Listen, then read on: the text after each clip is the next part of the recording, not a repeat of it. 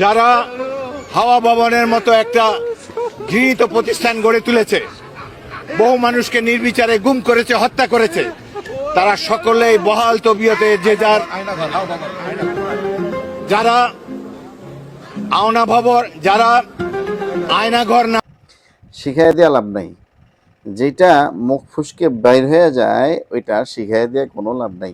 তোমরা যতই বলো যে আয়নাঘর আয়নাঘর, ওই আয়নাঘর কইতে যায়ও কয় আয়না ভবন আয়না ভবন, মানে হাওয়া ভবন আর বলতে পারে নাই।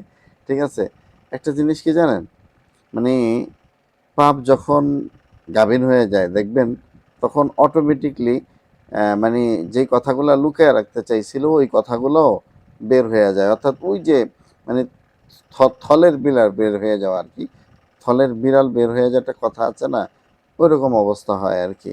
এখন ও মনের ভিতরে যেটা লালন পালন করছে সেটাই কিন্তু বের করে দিছে। ঠিক আছে, এখন যত কিছুই ধামাচাপা দেওয়ার চেষ্টা করো, মানুষ এগুলা আর মানুষ খায় না। ঠিক আছে, এখন সত্য কথা বইলা ফেলাইছে, এটা তো এখন ভাইরাল হয়ে গেছে।